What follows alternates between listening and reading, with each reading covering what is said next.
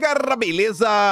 Como é que vocês estão, meus amigos? Hoje é dia de dossiê mais uma vez. E antes de eu falar sobre o tema, quero falar uma coisinha bem rápido. No dia de ontem, passei nas redes sociais, todo mundo viu o caso do Janones. A gente vai falar sobre isso, é o primeiro tema, é o pontapé do dossiê de hoje.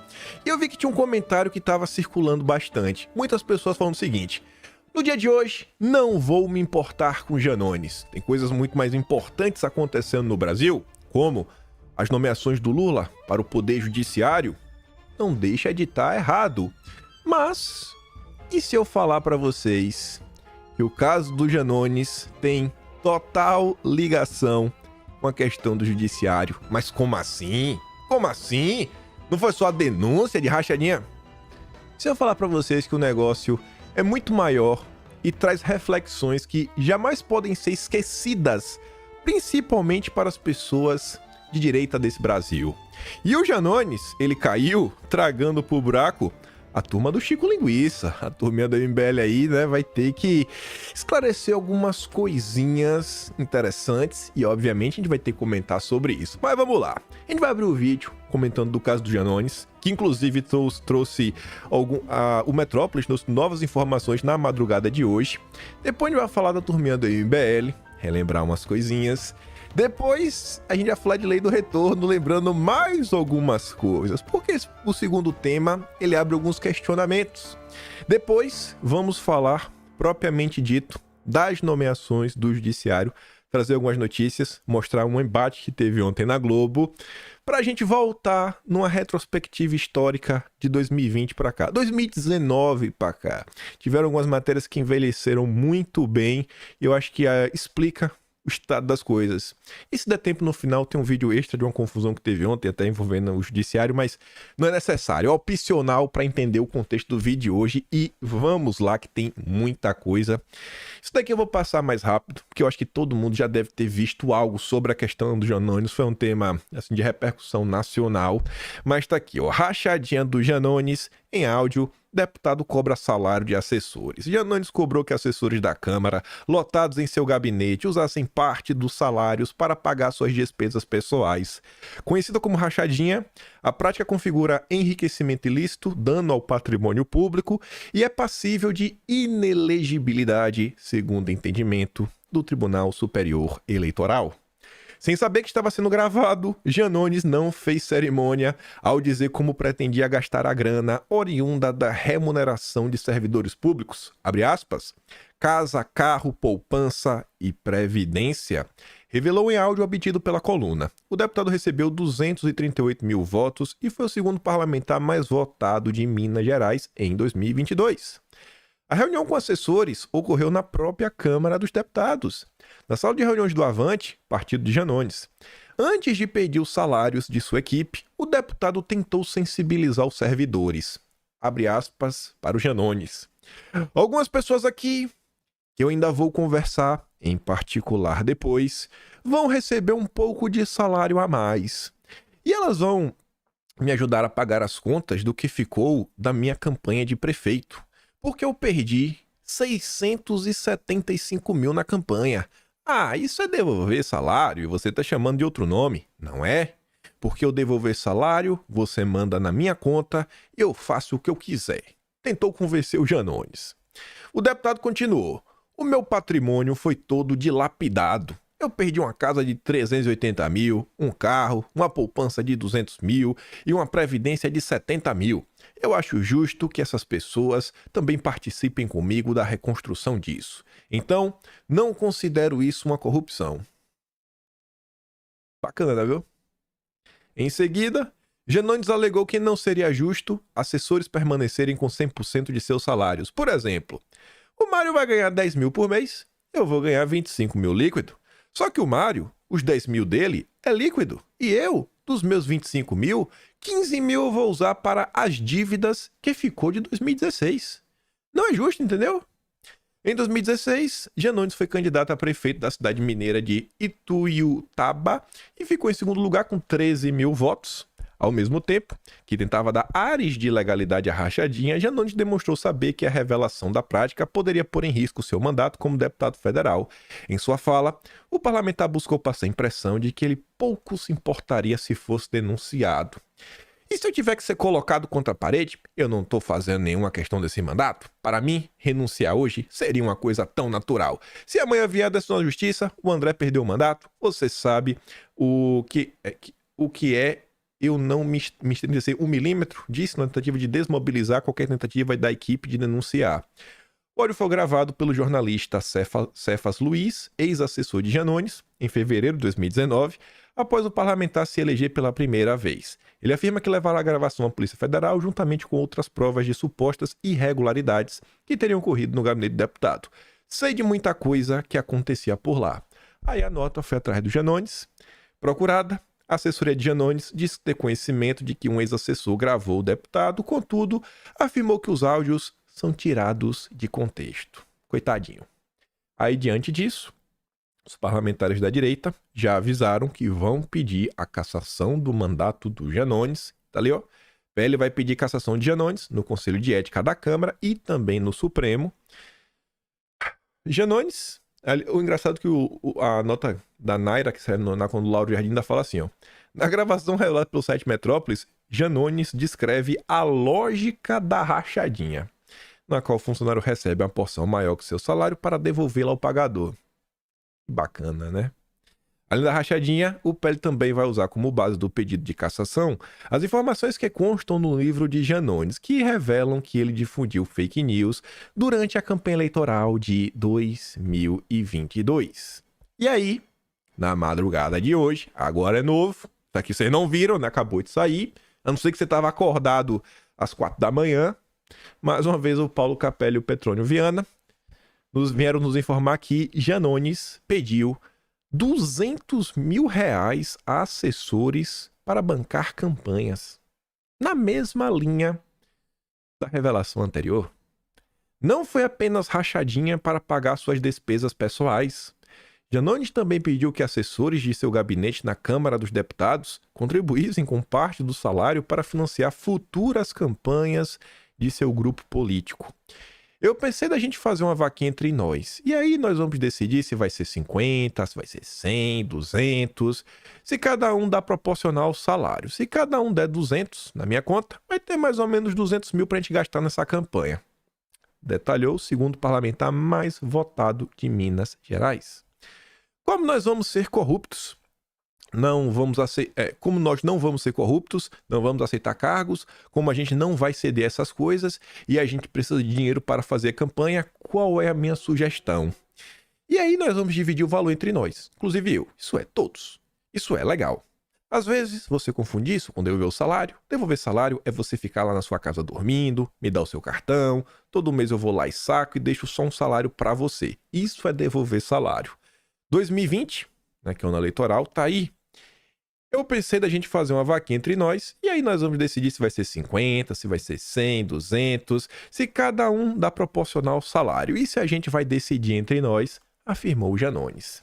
E aí, nesse contexto, e agora que a gente traz algumas informações extras e aprofunda o debate, muita gente, ao longo do dia de ontem, relembrou tweets, vídeos, principalmente do Chico Linguiça, onde ele declara, né, todo o seu amor pelo Janones e comentava como o Janones era um cara porreta, era um cara sensacional, era isso, aquilo outro, etc, tudo mais. E agora o MBL, né, agora não é tem um tempo, ele tem lá o gado do MBL, né, a turma raivosa. Aí, qualquer postagem contra eles, eles correm para colocar uma nota de comunidade. E eles colocaram essa nota de comunidade do Nicolas. O Nicolas colocou assim, ó, jovens, confiem. O Nicolas só colocou isso, não falou mais nada. Não tem nem... Só tem isso, confiem. Confiem no Renan. Confiem no julgamento do Chico Linguiça. Aí vem a turma, né? Trazer contexto. O vídeo está recortado e fora de contexto. O autor não menciona que o MBL retirou o seu apoio a Janones antes mesmo das eleições. O Nicolas só falou, jovens, confiem, só isso. calma, calma, Chico Linguiça. Após os escândalos e o apoio do próprio Janones à campanha de Lula, podendo assim induzir ao erro de acharem que o MBL é aliado de Janones. Não, isso é errado. O MBL não é aliado de Janones. Beleza. E aí tem algumas questões que a gente vai começar a história do meio pro fim, depois vai voltar pro começo, para mostrar que do meio pro fim, que já tava feio, fica muito pior, mas muito pior. Vamos mostrar um auto-exposed. A turma não é muito inteligente, mas vamos por partes. A gente vai chegar lá no judiciário. Mas começando, ele falou, não, o MBL rompeu com Janones. Beleza. Então vamos relembrar algumas coisinhas que aconteceram no ano de 2022. Porque o estado das coisas, se o Lula tem a capacidade de indicar alguém, é porque Bolsonaro, né, não venceu as eleições. Bolsonaro não é o presidente da República. Se fosse Bolsonaro, com certeza a gente não estaria vendo, né, as nomeações que foram feitas. E o MBL tem uma participação, né, forte na campanha do voto nulo, né, no voto Lulo também, né, teve gente que apertou o 3 escondido. Aí, em 31 de março, o Intercept fez uma nota que, se vocês abrirem essa nota completa, vocês vão ver que tem prints do que eles estão mostrando aqui. Tem uns prints do grupo de Telegram do Chico Linguiça, que ele, inclusive, quando ele postou no Twitter, quando eles foram lá pra Ucrânia, né, a foto da montanha Tatra, que ele apagou do Twitter, ele esqueceu que ele deixou a foto ativa no Telegram, né? Mas tudo bem, ele não é muito inteligente. Provável desistência de Moro complica cenário eleitoral para o MBL, que sente o golpe. Aí a nota comentava, isso era 31 de março do ano passado, às 9h54 da manhã desta quinta, Chico Linguiça, o líder supremo do MBL, enviou uma mensagem em seu grupo do Telegram, Mano PQP. Aparentemente Moro virá para a União para sair como deputado federal. Que zona essa eleição tá virando? Nossa, que porcaria, não é possível? Respondem outros membros. E a nota dizia, né, mostrava lá como estavam os debates na postagem. O grupo se divide, porém, quando o assunto é qual candidato vai apoiar. Alguns, né, estavam no voto nulo, e outros iam votar no Ciro, já outros iam votar no Janones. Mas essa não é oficial do MBL, né? Também o Janones nem foi candidato no fim das contas. Mas veja que em 31 de março, faltando 6 meses para as eleições, porque já é abril já, a turma ainda estava considerando votar no Janones. Mas rompeu já no limite, né, Chico? Rompeu no limite. Aí, gente, faltando só um tiquinho antes, líderes do MBL ingressam no Podemos mirando o projeto de poder. A turma tinha um projeto de poder. Nunca viu uma manchete tão bem feita. Nunca existiu projeto de país. Sempre foi de poder próprio. Para si. Esquece o país. E essa movimentação toda tinha como o grande cavalo paraguaio no final do dia, né? O Sérgio Moro. O mamateiro Moro tava lá firme e forte, todo mundo indo junto. Foram, né, pra Europa achando que ia voltar com muito material para fortalecer a campanha do Moro. Pelo contrário, né? O Moro saiu desgastado, ainda romperam, muito entre aspas. E falava, né, com a proposta de colocar em prática um projeto político de poder. A cúpula do MBL ingressou nesta quarta no Podemos. A ação visa lançar integrantes do grupo para concorrer nas eleições e fechar apoio ao Moro. Aí dizia assim, ó, a cerimônia encheu o trato renascense. Moro participou da atividade ao lado da presidente nacional do Podemos, a Renata Abreu, do ex-ministro, né, e general da reserva, o Santos Cruz, só gente bonita, André Janones, que é pré-candidato ao Planalto, adversário de Moro, né, também compareceu, pregou diálogo e união de diferentes projetos em prol do país. A ver da proximidade, né? Não, mas na eleição não estava apoiando o Mário Janones. É porque ele nem era candidato, né, a presidente. Ele nem era candidato, né? Então não tem como você apoiar um cara que não era candidato.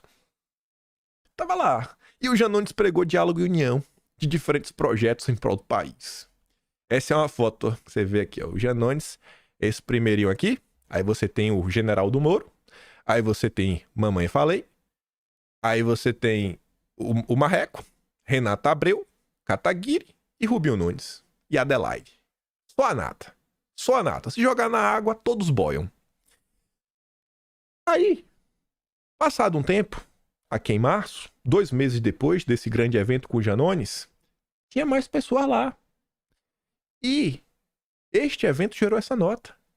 Ex-aliado de Bolsonaro, Marinho deixa a PSDB para coordenar a campanha de Janones na disputa por presidência. Qual Marinho?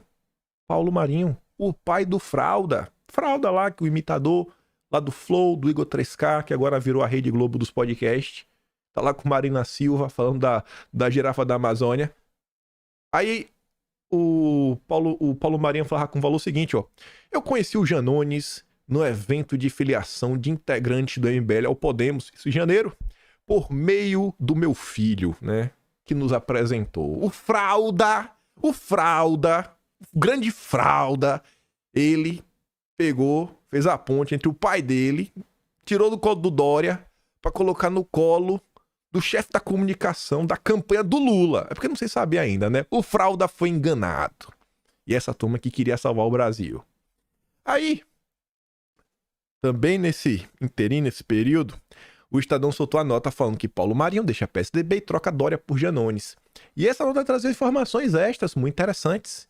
Falava, né, que desfiliou do PSDB, tava lá agora no Janones, após ser uma aliança com o Sérgio Moro, ó. Tava ali no meio de campo, né? Moro, Janones, é tudo igual, terceira via, prudente, sofisticado. O empresário recebeu a reportagem em uma sala da sua empresa de consultoria no bairro Jardim Paulista, em São Paulo. Ele recebeu o Estadão lá, localizada no mesmo prédio onde está o escritório do advogado Anderson Pomini, que é um dos encontros um ponto de encontro informal dos ex-governadores Márcio França e Geraldo Alckmin. Será que foi o pai do Fralda que plugou o Janones na campanha do Lula através do Alckmin? Será que era o pai do Fralda também? Será que foi através do Alckmin que o MBL conheceu o pai do Fralda? Porque o MBL já conhecia o Alckmin, né? De longas datas. Até hoje se conversam, né? Mas eles fingem que não. Aí passa mais um mês, em abril. Janones circula entre empresariado de São Paulo com a ajuda de Paulo Marinho. Sim. Presidenciável do Avante, Janones tem se apresentado a empresários e investidores por Paulo Marinho. Imagina a reunião com os investidores, o que ele vai fazer acontecer. Rapaz, Janones, com a lábia que tem, pronto, ele tava vendendo terreno em Marte, em Saturno. Marte é porco. À frente da pré-campanha do parlamentar desde o fim de março, Marinho se esforça para atrair siglas sem posição definida para o candidato. Aí aqui é uma imagem também, né? Aqui já era 14 de agosto, essa postagem. Tava pertinho da eleição começar. O cara falava, ó, pra finalizar, o Fraldão, André Marinho, também era do Lead Jovem, do Dória, né? Entrevista da Janones em seu talk show. Repare no início do vídeo a rasgação de seda e esta imagem resume tudo. No final de tudo, né, apenas uma via não te leva a Lula e ao PT. E essa via se chama Bolsonaro. A tal terceira via, que é responsável pelo cenário das coisas, se o Lula tá podendo indicar qualquer pessoa, é graças à terceira via, que hoje se maquiou, botou uma maquiagemzinha disfarçada para pedir união da direita. Vamos unir a direita! Com a turma do Janones. Aí em setembro, já na boquinha da eleição, por dentro do inimigo, Janones, o ariete de Lula nas redes sociais, tem contado com o suporte de especialistas em mídias digitais que trabalham na campanha de Bolsonaro. É o legado da proximidade com o empresário Paulo Marinho, que foi coordenador da breve candidatura de Janones à presidência. E tem muita gente comentando aí sobre o celular do Bebiano. Será que foi o pai do Fralda que sugeriu pro Janones? Janones, cria aí a fake news do celular do Bebiano. Vai lá. Gente, o Paulo Marinho e o Bebiano é realmente assim, era amigo e irmão. O próprio Fralda, ele fala sobre isso, pô, como se fosse um tio pra mim. Eles falam isso abertamente. Pode olhar, sem aumentar nada. Será que... Quem foi que inventou isso? Será que foi o MBL? Aí, a gente chega do período eleitoral. O Lula, inclusive, ganhando apoio de um Kennedy, né? Sobrinho neto aí, o Conor Kennedy. A filha dele é namorada, né? A filha do Paulo Marinho é namorada. E o Paulo Marinho tava lá. Então, assim, no final do dia, você pega... Você olha a tal terceira via, você olha no final do dia a turma que estava junto em torno de um projeto de poder. Qual é esse projeto de poder? tirar Bolsonaro da presidência. Só isso. E fortalecer a campanha do Lula. E agora o Brasil todo está sofrendo por causa das ações dessas belíssimas pessoas. Mas vamos lá. Aqui foi só um iniciozinho. Agora a gente tem que voltar um pouco no tempo para mostrar algumas incoerências. Naquela nota que colocaram no tweet do Nicolas, o que é que ele dizia? Não, mas aqui deixa aberto, aqui não deixa entender, né, que talvez o MBL esteja apoiando, o MBL desembarcou da campanha, o MBL não apoiou o Janones, que nem candidato a presidente foi. Só que aí tem um problema. E a gente vai mostrar como a hipocrisia, ela fica escancarada. E como no final do dia, não é achismo.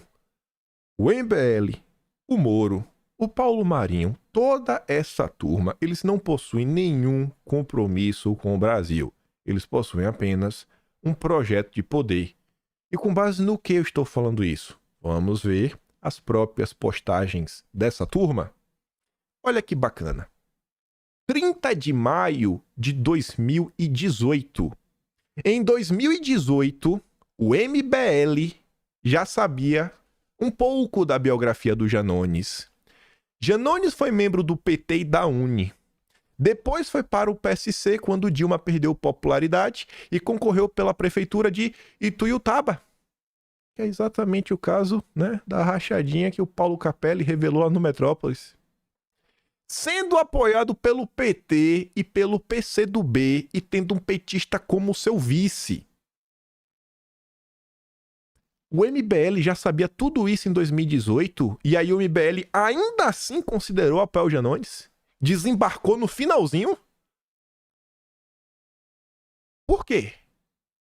Porque vocês sequer reconsideraram fechar uma aliança com o Janones. Eu acho que o Renan Santos ele conta pra gente o motivo. A gente vai chegar lá. Aqui mais uma postagem. Também de 2018. Kataguiri. Cuidado com aproveitadores e oportunistas. Tem muito por aí. Olha de quem as imagens. Janones. Janones. Janones. Janones. Janones. Coligação com o PT e Partido Comunista. E o MBL da grifa, ó, militante petista. Então assim, como é que o MBL fala pra você ter cuidado com aproveitadores e oportunistas e eles se aliam ao Janones, tá? Eles não foram até o fim, mas eles chegaram a se aliar. Como? Se vocês mesmos falaram que era um oportunista, um aproveitador que tinha que tomar cuidado, porque o MBL, ele não tem compromisso com o Brasil. O MBL te joga no buraco, ele te empurra do precipício sem nem pensar. Se isso for necessário para tomar o poder, eles são iguais ao PT.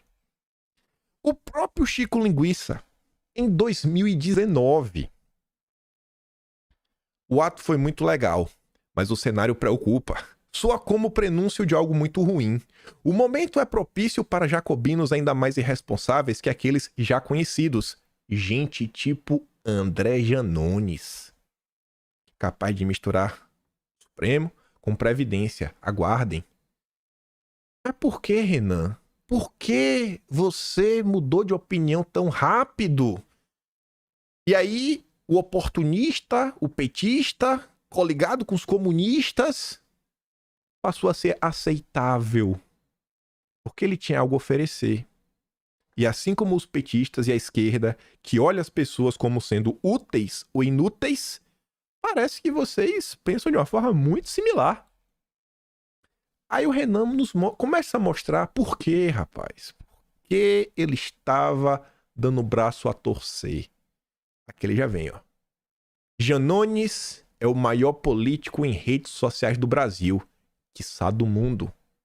Renan começa a falar do engajamento de Janones em setembro de 2020.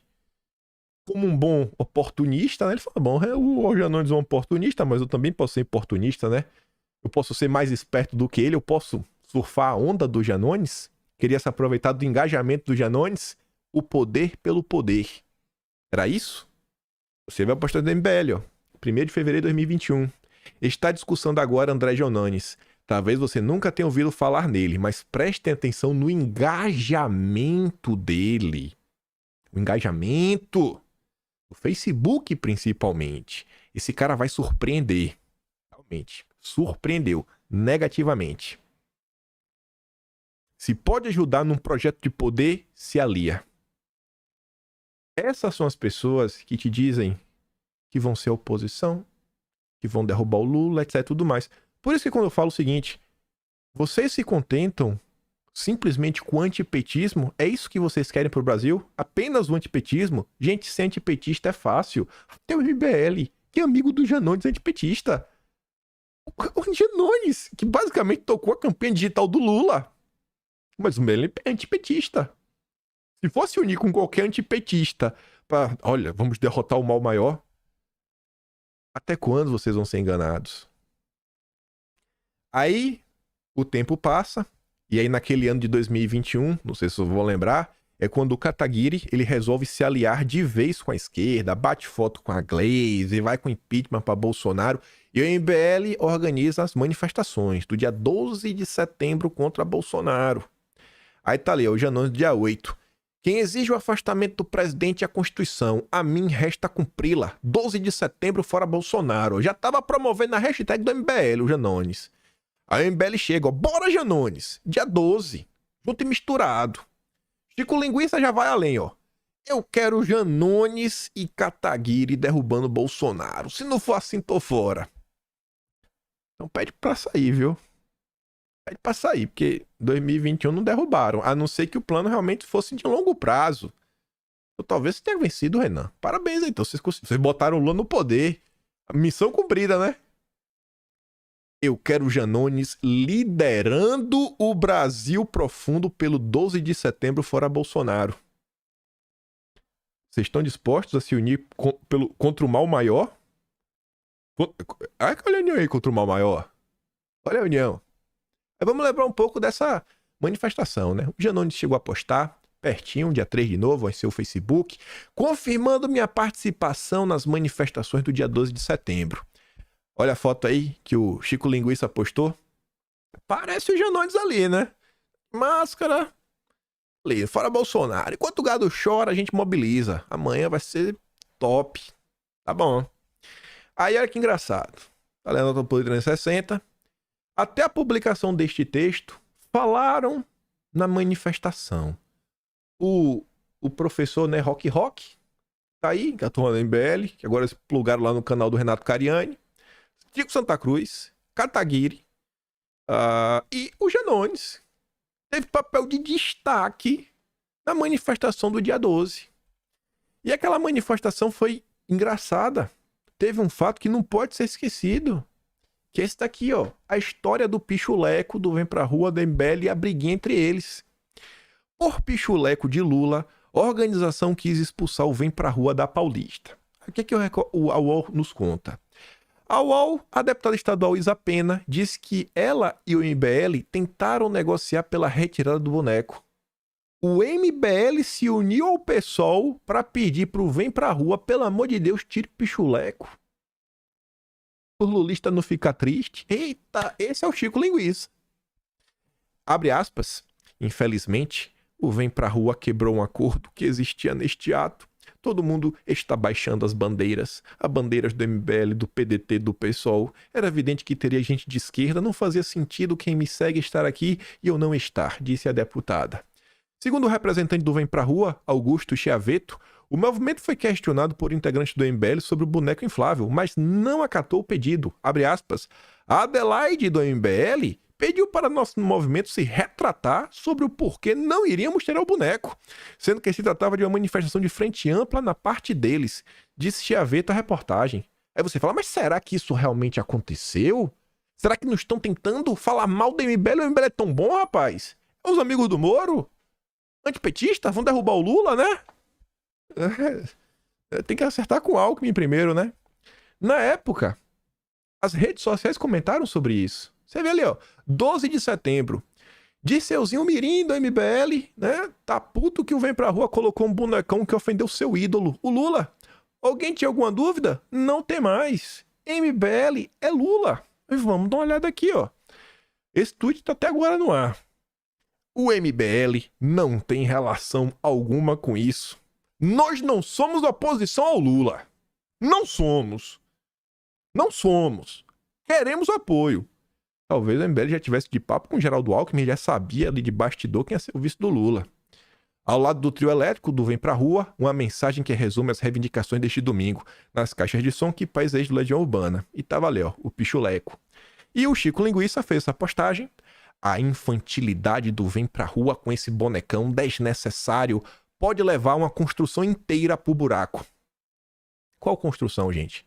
A união do MBL, do Lula, do Janones, toda a frente ampla, Simone Tebet, Amoedo, né, os liberais. E agora essa turma se diz antipetista. Vocês lembram disso? Eu acho que a maioria não, né? Mas vamos continuar. Ainda nesse evento, Kataguiri falou com Cláudio Dantas, gerou notícia no antagonista. Parceria com a esquerda é até a queda do Bolsonaro. Aí agora eles são antipetistas. Agora. E agora vem um projeto de poder mais uma vez. Tá entendendo como são as coisas? Essa é a turma que agora tá falando da união de direita. Essa turma quer que Bolsonaro acabe logo de vez pra fila poder andar, né? Que aí as pessoas, pô, sem Bolsonaro, a gente pode começar a pensar no candidato à presidência, aí quem é governador disputa a presidência, abre espaço pro governo, que aí já conta, ou então o senador vai, já abre espaço no Senado, e as escadinhas vai subindo, né? O pessoal tá com pressa. Pô, o cara tem... A política tradicional são degraus, né? O cara não já entra, sou governador, não, calma. Deputado estadual, federal, então, Bolsonaro tá travando no meio de campo, a turma tá com pressa. Os liberais estão malucos. E essa manifestação que tava lá também, ó, a turma do Deltan, né? Deltan agora do Partido Novo. Nem Lula, nem Bolsonaro. Aos pés da sede da Fiesp, quem marca a presença é o Novo. Que tá aí agora. O verdadeiro partido de oposição. Depois que tira Bolsonaro, todo mundo é oposição. Mas vamos nos unir. Que tem um mal maior, né? O Lula. Vamos unir, né? O mal maior. O que começa errado, gente, tá errado. Mas vamos lá. Como falei pra vocês. Como é que essas coisas se conectam? Bom, para entender como as coisas se conectam, vamos comentar primeiro, rapidamente, sobre essa questão, sobre as indicações do Lula. Já foram publicadas no Diário Oficial da União o nome do procurador Paulo Gonet para a PGR e o nome do ministro Flávio Dino para pleitear o cargo aí de ministro da Suprema Corte. E a UOL nos contou, né, na noite de ontem, Alcolumbre é o presidente da CCJ, e escolheram um aliado do governo para relatar a sabatina do Dino no dia 13 de dezembro. Ele é um aliado que o inimigo, né? Pô, é bom. Daquele jeito. Lembrando que nada disso daqui aconteceria se não fosse graças, né, a toda essa turma. Aí, mais uma vez, para minha surpresa, e a gente comentou do Demétrio Magnoli, acho que anteontem, eu falei, gente, não, uma voz aqui, acho que foi sábado, que foi quando teve lá a confusão da PEC, etc, tudo mais, e a Globo News toda tava passando o pano e defendendo um lado, o Demétrio Magnoli foi uma voz única. Lembro que eu cheguei a dar play, a gente falou, acho que foi no vídeo de sábado que a gente comentou sobre isso. Bem, o Demétrio Magnoli mais uma vez diverge dos seus colegas em dois momentos. Aqui é a fala dele, depois eu vou mostrar o bate-boca com o Gerson Camarote. Em sua fala, o Magnoli fala assim, ó, a indicação de Lula foi indicação baseada na lealdade política. Ele indicou um aliado, né, leal, como tinha feito com o anterior. Com isso, mais uma vez, ele violou uma promessa de campanha explícita que era indicar pessoas de notório saber e não indicar amigos e aliados. Aí diz lá, né? O cara não é notório saber jurídico. E aí teve um bate-boca dele com o Gerson Camarote. Vamos ouvir aqui, né? O pessoal achou o vídeo, postaram nas redes sociais. E vamos ouvir juntos. Eu esqueci de baixar, mas eu acho fácil aqui. Eu baixei, mas não mandei meu celular. Mas eu acho fácil. Já tô aqui. Aqui. Vamos lá. Consideração que ele não leva cargo como ministro da Justiça, cargo como integrante na Comissão de Constituição e Justiça. Lógico que é, Demétrio. Cargo não é notório saber, que é. Lógico que é indicação política. Demétrio, e você não indicar, desculpe, você desconsiderar com todo o seu olhar assim, alegre, de desconsiderar. Não, alegre não, Camarote. Eu tô Você está fazendo rindo, você está rindo. Eu estou Tá rindo. de você. Tá, mas você está rindo. Você dizer que não, mas você, olha aí, você está confirmando. Termina aí, Demetrio, pra gente, olha só, eu só preciso organizar aqui pra gente possa ouvir. Demetrio, só um segundinho, porque Fala você aí, falou, Demetrio. e agora eu quero ouvir o Camarote. Por favor, Camarote, pode ficar à vontade. Não, você reconhece o que eu estava falando, você está achando engraçado, você fica com um olhar irônico. É chato isso, Demetrio. Não, é chato você dizer que um cargo de indicação fala, política Demetrio, vai. é notório Fala, saber. Demetrio. Você não quer me ouvir? Fala, então, vai.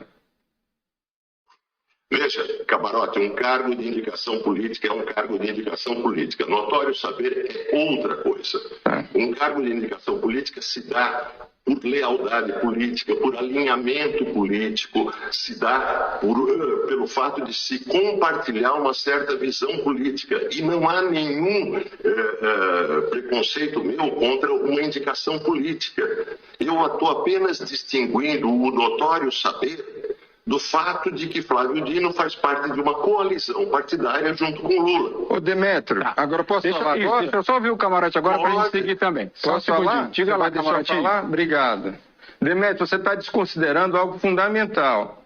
Ele implementou o Conselho Nacional de Justiça através do que você desconsidera do mestrado dele. Mas tudo bem, você está desconsiderando alguém que foi o primeiro da prova de um dos concursos ou o concurso da área jurídica mais difícil, que é a Justiça Federal. Então, se você quer, de fato, desconsiderar e todo o trabalho dele, toda a vivência dele como juiz federal, como integrante da Comissão de Constituição e Justiça da Câmara, como ministro da Justiça, você quer desconsiderar.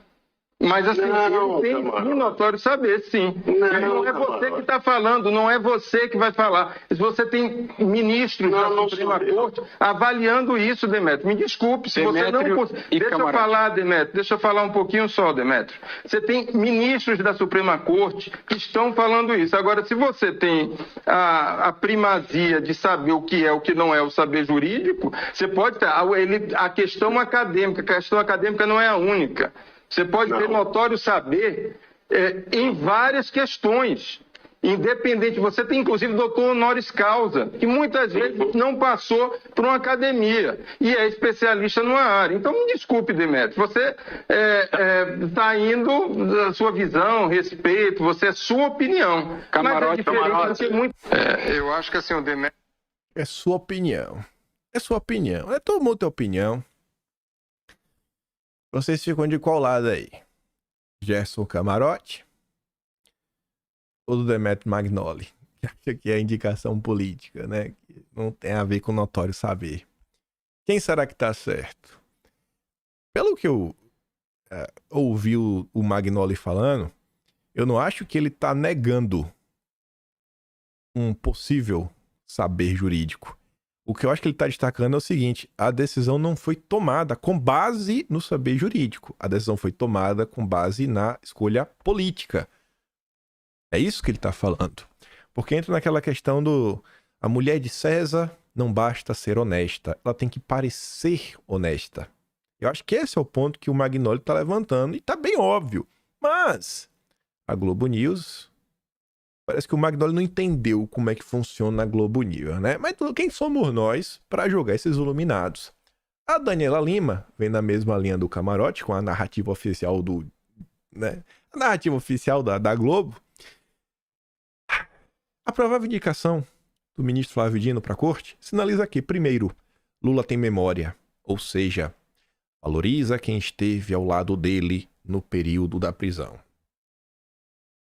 Não parece muito notório saber, né? Mas é uma parte, tá? 2.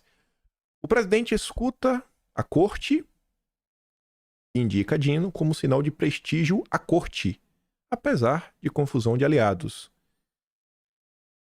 Pode ser uma recomendação de pessoas do judiciário, talvez tenha alguma ligação com o notório saber, mas não é aquela coisa, né? 3. Manda recado para a própria esquerda, para a ala intriguenta, com o intuito de dizer que existe um adversário que está em um campo diferente e não no governo.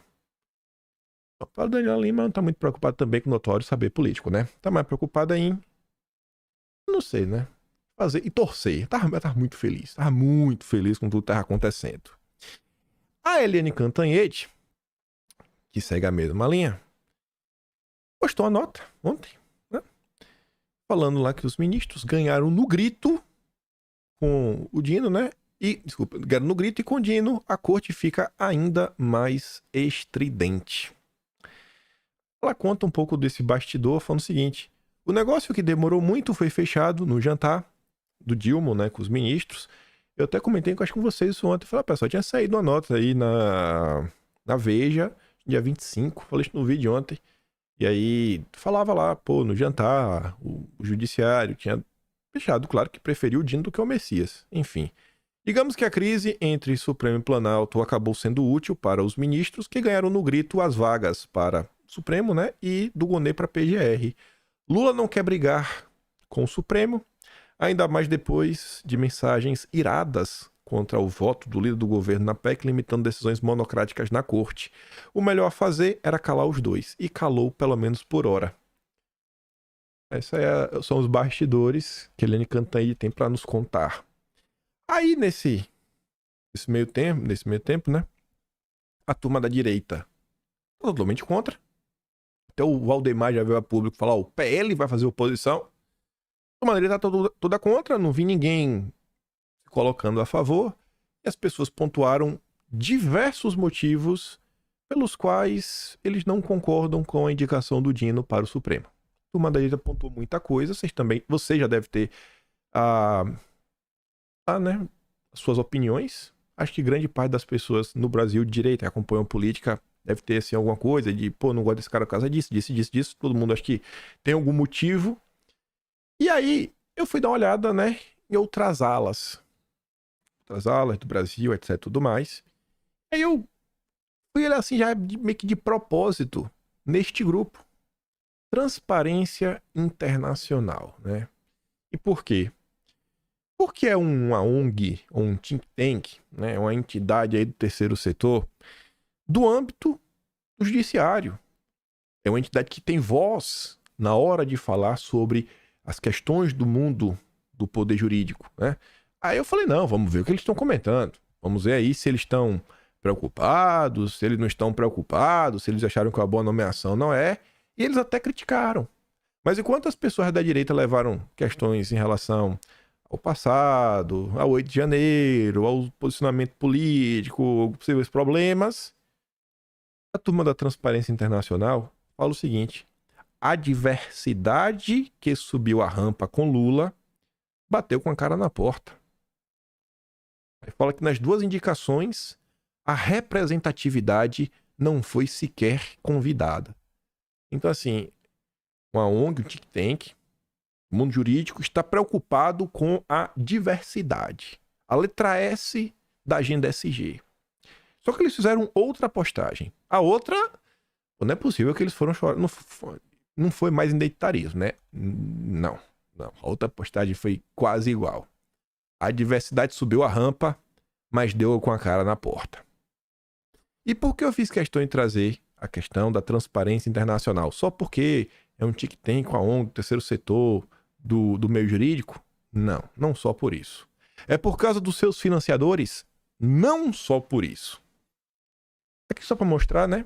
Entre os financiadores da Transparência Internacional você tem a Open Society, a Fundação Ford, Gordon M. Betty Moore Foundation, WWF, tem a Luminate, né? Luminate do Omidyar, Fundação Ford dispensa apresentações, Open Society também, WWF também, e a Gordon M. Betty Moore é a ONG que financia as grandes ONGs ambientalistas, como a própria WWF.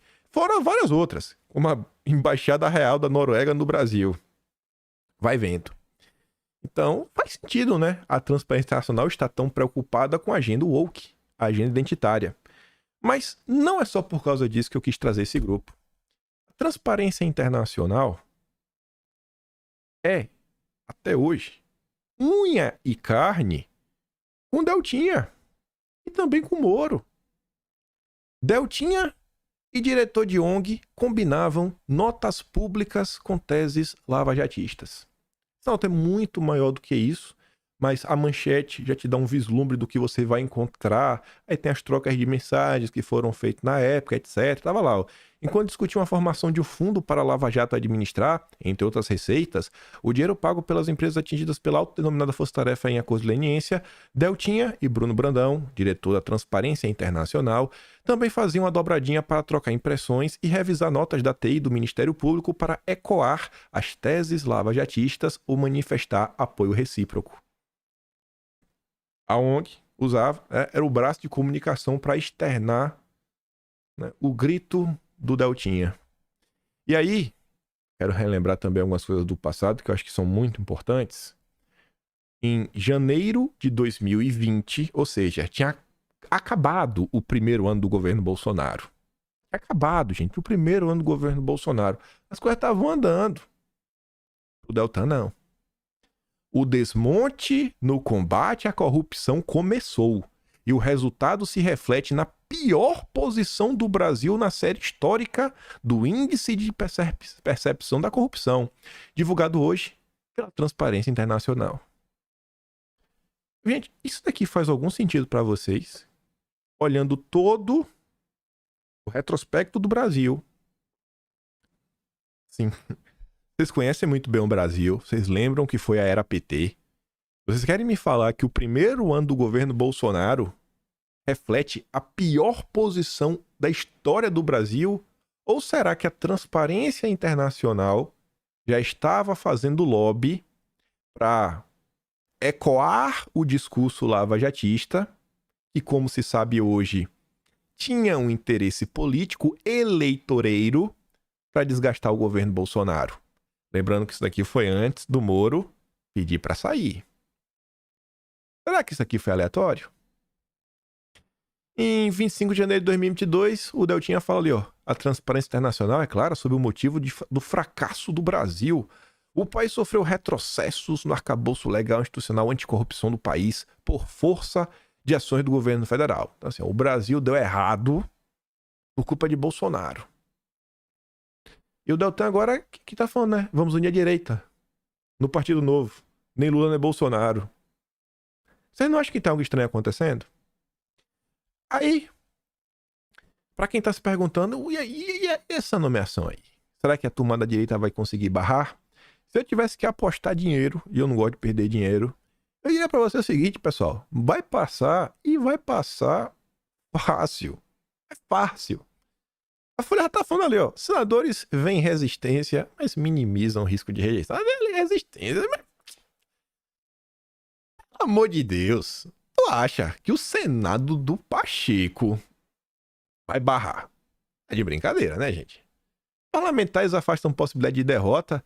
A exemplo do que ocorreu na DPU. Então, não vai. Mas zero. Gente, olha só. Não é... Olha o que a Eliane Cantanhede e a Daniela Lima falaram. Não foi uma decisão puramente do Lula. É uma decisão que também agrada ao Poder Judiciário. Vocês acham que os senadores vão votar contra? Vocês realmente acham? Vocês realmente acham? E aí, pra você que tá triste, continuar triste ainda, me perdoe. Quando eu tava passando nas redes sociais, vi essa postagem. E esse perfil muitas vezes já me criticou bastante, mas não ligo muito pra isso. Acho que a informação e alguns levantamentos, independente de quem diga, sempre são importantes. Mas tá ali, ele fala o seguinte, né? Ele traz uma nota, que é de 1º de maio de 2020, que ele aponta o seguinte, ó, nota do G1. Moro diz que apresentará provas de tentativas de interferência de Bolsonaro na Polícia Federal. Em entrevista à revista Veja, ex-ministro também afirmou que o procurador-geral tentou intimidá-lo ao colocá-lo como investigado em inquérito sobre acusações contra o presidente. O que aconteceu na época? O Aras falou, ó, você também está sendo investigado, porque pode ser denunciação caluniosa. Só isso. Se você não provar o seu ponto, é denunciação caluniosa. Isso não tem perseguição, é só o normal, é só o praxe. Isso é de praxe. Mas o importante é a narrativa, né? E toda a imprensa o apoiou, porque o objetivo era derrubar Bolsonaro. E tem muita gente que às vezes fala o seguinte, não, mas Moro errou. Moro se deixou levar pelo ego. Moro é um cara meio inocente pras coisas. Ô, gente, não... Tá na hora de amadurecer um pouco, né? Algumas percepções. E aí o Rabbit, ele fala assim, ó. Se Moro não tivesse inventado aquela história da reunião ministerial, rapaz, o Moro ia estar no Supremo ou teria ficado até o fim com o ministro da Justiça. Mas o seu ego falou mais alto. Por conta dessa história também, o judiciário julgou imparcial. E agora teremos que engolir o Dino. Teremos que engolir o Dino. Não existe ninguém durante 4 anos de governo Bolsonaro que prejudicou tanto o Brasil e o governo Bolsonaro do que o Sérgio Moro. Pessoal, antes do Sérgio Moro sair, a relação com o judiciário ainda não estava do jeito que vocês estão vendo hoje. Foi a partir da saída do Moro, que tem aquela escalada, a partir da questão da nomeação do Ramagem, que aí começa a ter decisões, né, contra o executivo tomar uma decisão, não, vai sustar isso daí. Começou com o Ramagem, exatamente com as denúncias do Moro. E aí depois, aquele ares de crime que a imprensa dava, nossa, vai falar da reunião ministerial, agora vai ter isso, vai ter aquilo outro. Aí começa a revelar uma coisa, começa a revelar outra. E no final do dia, tinha nada na reunião ministerial. Mas olha o desgaste que causou. Depois o Moro falou que tinha um gabinete do ódio, depois o Moro falou isso, depois o Moro falou que tinha fake news, e foi falando. E no final do dia tinha o quê? Nada. E vocês acham que o Moro falou isso porque ele é inocente, porque ele não sabia de nada? O Moro errou. Será que foi apenas um erro do Moro? Vamos dar uma olhada, né? A gente começa ali no segundo tema falando de projeto de poder. O próprio Poder 360 fala do MBL, do Moro e um projeto de poder. E olha que engraçado. O mesmo Demetrio Magnoli, sempre com algumas opiniões polêmicas, olha de quando é esta nota. 20 de abril de 2019. Gente, nesse momento, não tinha vaza-jato. Não tinha nada, pessoal. Nesse momento tava tudo de boa. E o Demetrio Magnoli, ele crava em 20 de abril de 2019, ele crava que o governo Bolsonaro é só uma escala técnica na rota do Partido dos Procuradores. O voo, né? Aí ele fala lá, né? Fala do Janot, ele fala uma coisa, fala do que estava acontecendo. Aí lá bastante fala o seguinte, ó. Hoje, o projeto de poder tem seu próprio candidato presidencial, que atende pelo nome de Sérgio Moro e o seu veículo oficioso de mídia, né? Que fala que ele até critica. Nessa nota, o Demetrio Magnoli, ele está criticando a abertura do inquérito das fake news. Ele está criticando. E nesse pedaço ele fala, ó, que é o site censurado pelo ato ilegal da corte. Ele critica. Qual é o veículo oficioso? Antagonista Cruzoé. É ou não é o veículo oficioso do Moro? Sempre foi. No dossiê de anteontem, que eu acho. Não, acho que foi 2 dias atrás. Acho que foi anteontem mesmo, né? Ou foi anteontem, sei lá. Ou foi anteontem, ou foi 3 dias atrás. E eu relembro pra vocês que a gente fala, né, dos blogs petistas, do que tá acontecendo, trago o contexto, falo do Juscelino mostrando como o PT e os antipetistas são muito similares. E aí eu mostro pra vocês as críticas genéricas que os jornalistas fazem ao bolsonarismo e mostro o que realmente a esquerda fez. E como são coisas totalmente assim discrepantes, muito pior a esquerda. Mostrei as acusações que o antagonista fez, dos anúncios, os 1447, sendo que o antagonista teve 10 vezes mais, né, anúncios. Eles tentando criar um crime onde não tinha, com apoio... Não, vocês... Tava lá. Quem não viu, vídeo. O nome é Dossiê Truculência. Esse é o nome do vídeo. Dossiê Truculência. Olha como faz sentido. O veículo oficioso foi ou não foi utilizado para desestabilizar o governo Bolsonaro? Bolsonaro flerta alegremente com a engrenagem sem se dar conta que seu governo é apenas uma escala técnica na rota imaginada pelo Partido dos Procuradores. Demetrio Magnoli estava tentando alertar Bolsonaro. Tava certo. Moro e Deltan candidatos. Mas tem mais. Assim que Moro sai do governo, saiu do governo, a edição seguinte da revista Cruzoé, o seu veículo oficioso, nasce um candidato. Nasce um candidato. Tava ou não tava certo? E o Moro foi candidato. A gente não começa falando sobre isso, prova de poder? Nasce o candidato. Nasce o candidato. Dias depois, 3 de julho, ainda de 2020, olha o Deltinha. Governo e aliados agem contra a Lava Jato. Para quê? Para enfraquecer Moro em 2022.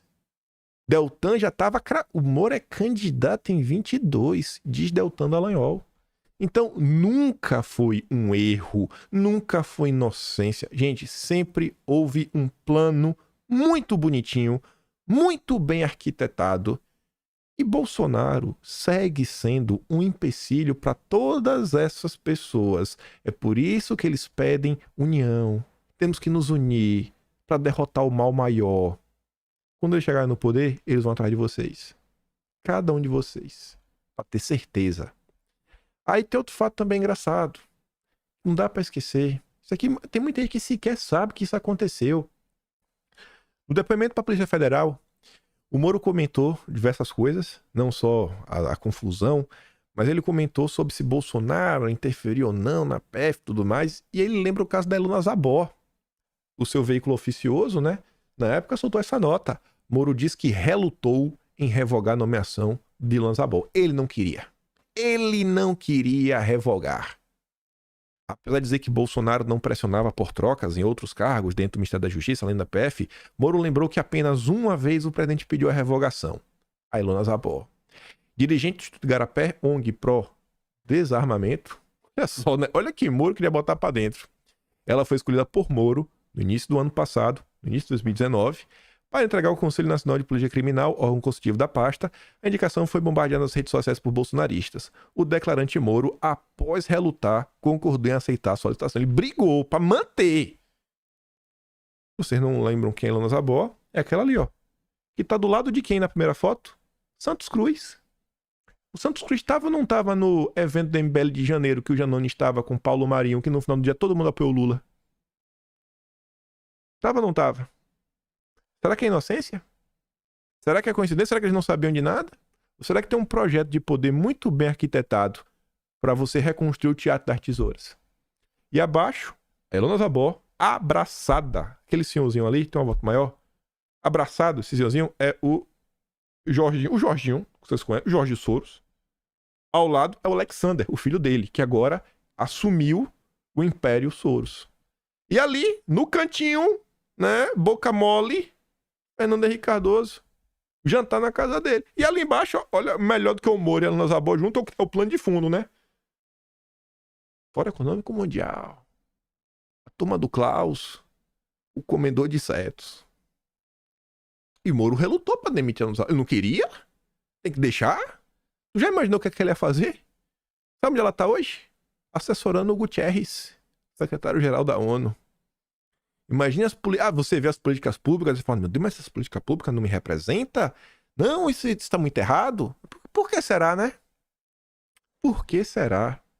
Mas tem gente que acha que foi algo aleatório. E aqui, quase chegando no fim, gente, todo esse material, eu copiei e colei de vídeos antigos. Eu só mudei, às vezes, só a manchete para deixar bonitinha, né? Para ir pro Atlas. Eu falei, não, agora que tem um Atlas, tentar registrar também algumas histórias do Brasil para ninguém nunca mais esquecer. E aí, resgatando nos vídeos antigos, eu achei esse tweet aqui do Paulo Figueiredo, que até hoje eu acho que esse questionamento que ele diz não foi... As pessoas sequer entenderam. Olha o que ele dizia. 4 de novembro de 2021. Existiram 2 Moros e 2 Deltans Dallagnol? Ou será que você não conseguia vê-los porque o resultado das suas ações parecia conveniente naquele momento? Será que o Moro e o Deltan não sempre foram 2 descaradinhos, mas porque naquele momento, né, vai prender o Lula, aí você não prestava atenção no que estava acontecendo, no que estava por trás das ações? Porque as matérias estavam aí, sinceramente, o que é mais provável? Está na hora de muita gente fazer o meia-culpa e reavaliar a Lava Jato. Isso não significa que a Lava Jato foi ruim, isso não significa que a Lava Jato foi boa, que foi péssima, que foi ótima. A vida não pode ser 8 ou 80. Não é 8 ou 80 as coisas. O combate à corrupção é muito importante. Mostrar o roubo que aconteceu é muito importante. Mas isso não apaga, né? Tem que tomar cuidado, não podemos melindrar o apoio do FHC. Frase clássica, né? Se você não sabe quem disse isso, meu Deus do céu. Melindrar o apoio do FHC, você não sabe isso? Não me diga que você não sabe disso. A história do depoimento forjado, não me diz que você não sabe essa história. Eu nem vou puxar lá atrás, né? De alicate e tudo mais, que isso daí já tá muito, muito, muito longe. O caso do Fanto, outras coisas, isso aí está lá atrás. Nem vou puxar, né? A gente vai só por coisa. Dá uma olhadinha informal. Lembra dessa? Nossa, olhadinha informal foi pesada. Quando assume, né? As pessoas que o Moro leva para trabalhar no governo, todas que trabalhavam com ele desde a época do Banestado. Você lembra desse caso? Lembra do Farol da Colina? Lembra das denúncias do Gerson Machado? Talvez não, né? São histórias que o brasileiro deveria saber. Para entender o estado de coisa atual. Aí eu volto com a mesma imagem e encerrei o vídeo, né, o dossiê truculência. Vocês entendem qual é o meu grande problema quando eu vejo foto como essa? 3 senadores do PL, astronauta, Magno Malta e o descarado do Portinho, junto com o descarado do Moro, o descarado do Deltan e o Girão. A união de direita. Ainda mais que é o evento do Girão para se lançar pré-candidato a prefeito em Fortaleza, sendo que o PL tem um candidato em Fortaleza, já confirmado por Bolsonaro, que é o André Fernandes. Vamos unir a direita? Será que as pessoas realmente vão esquecer tudo que aconteceu ou se recusar a avaliar um pouco do passado? O que começa errado, gente, termina errado. O que a gente tá... Olha só, o que está acontecendo hoje, pessoal, não adianta se desesperar, porque já aconteceu. Já aconteceu. O Lula tá aí. O Lula já fez a indicação. É triste falar para vocês, mas vai ser muito difícil. Para não falar, eu não diria impossível, que no Brasil nada é impossível. Mas vai ser extremamente difícil, extremamente improvável a nomeação do Dino não passar. Ou a direita, ela faz uma autocrítica, entende? E começa a pensar num projeto de país, qual país a direita quer, ou vai ficar nisso daí o tempo todo. A união em torno para derrubar um mal maior. Só que se a direita ela tem um projeto, ela sabe onde ela quer chegar, quais são os seus valores, tem pessoas que não vão conseguir se conectar, porque os valores são muito diferentes. Eles defendem coisas que eu acho que não se encaixa na pauta, principalmente da maioria dos conservadores. Eu vejo assim que muita gente ainda não entendeu. Não entendeu. É tipo, sei lá, 2014, beleza, a internet nem tava como é hoje, mal se conhecia as coisas, né? Eu achava que o Aécio podia fazer algum tipo de frente à Dilma. Eu acho que hoje vocês devem ter dentro de vocês que se o Aécio tivesse ganhado, tava tão ruim quanto. Nada teria melhorado. Nada. A Aécio e a Dilma ia ser a mesma coisa. Não ia melhorar em nada. A gente teve a chance em 2018. Elegemos Bolsonaro. A gente teve a possibilidade gigantesca de reelegê-lo. E onde é que estava essa turma toda? Onde é que estava essa turma toda? Então, assim, muito do que aconteceu, do desgaste, não foi erro. Não foi erro. Não foi inocência. Foi tudo proposital. Tudo proposital. Então, se hoje estamos nesse cenário, se hoje estamos aí, é a mesma turma de sempre. É a turma que é amiga do Janones. É a turma que se alia ao Janones, mesmo chamando o Janones em 2018 de oportunista. Mesmo sabendo em 2018 que o Janones era um militante petista, que fazia coligações com o PCdoB. Mas o seu projeto próprio de poder está acima do Brasil. Por isso que as coisas não dão certo. Enfim. Reflitam. Nada que acontece é aleatório. a gente não estaria, no dia de hoje, sem a ação dessas mais diversas pessoas. E aqui é só um pedaço. Não foi só isso aqui que aconteceu, tem muito mais coisa. Outras pessoas também, outros grupos que ajudaram e muito para a situação que o Brasil está vivendo. E para melhorar, mas vai dar muito trabalho, muito trabalho. Mas quanto mais cedo começar a entender, ver as prioridades, pô, aqui, aquilo, outro. E só para encerrar mesmo agora. Eu vou mandar o vídeo lá no Telegram, tudo que eu sempre falo. O pessoal falou, pô, temos que ter prioridade agora. Prioridade máxima é essa questão do Dino. Beleza, mas assim, ó, pode botar na prioridade máxima, mas não sejam monotemáticos. Por quê? Na Câmara, o Lira tá lá com a frente verde, né, a agenda verde que ele quer aprovar a todo custo, por exemplo, o mercado de carbono. Então, assim, bote 90% das forças para barrar o Dino, mas lembra que tem outros projetos que vão prejudicar o Brasil que também estão sendo colocados em pauta. E os deputados, principalmente, eles podem fazer alguma coisa, se movimentar, mas quem realmente vai decidir o que está acontecendo é o Senado. Então, pelo menos dá uma divisãozinha. Deputados, sei que vocês estão empolgados daí, tem que realmente trabalhar, né, esgaçar as manhas, cai para dentro, mas não se esqueçam também da agenda que está rolando na Câmara. E uma agenda que é, assim, a joia da coroa da agenda de controle do Lula. Os mecanismos que o Lula quer utilizar para impor o controle, um controle autoritário na sociedade. Então tem que também dar uma olhada nisso, os deputados. Porque vai ser no Senado, as sabatinas são no Senado. Façam campanha, falem com a população, né? É importante a pressão, mas, deputados, pelo amor de Deus, olhem também as agendas da Câmara. E é isso. Acho que acabou hoje, né? Não sei se dá pra votar, mas se der pra votar, volta. A última vez, ela botar 2 vezes, na verdade, que já votou uma, que ela não é best. Me ajuda a derrotar a Sandra Nemberg e o cara, outro petista lá. Primeiro link da descrição. Se gosta do meu trabalho, passa no meu canal, tem um Tony Valeu, tem um P na descrição. Tem o Atlas Brasileiro, kimpen.com/br, onde histórias como essa e várias outras coisas, o que realmente aconteceu com notícia organizada desde janeiro até hoje, tá tudo lá bonitinho. Você pode pegar CV, você pode imprimir, dar para um amigo, falar, cara, acorda, olha o que está acontecendo, você procura lá um mês, tem muita notícia interessante, ou você pega, sei lá, você sabe que o seu amigo só gosta de economia. Você vai lá no mês de janeiro, imprime a economia de janeiro, fevereiro, março, abril, fala aqui, ó, o que aconteceu de janeiro a outubro, só no âmbito econômico. Separado por tema, subtema e uma coisa lógica. Veja o caos que Lula transformou o Brasil. kimpen.com/br. Compartilhe o vídeo. Volta amanhã e deixa aquele grande beijo, abraço, tamo juntos. Valeu, meus amigos. Fui!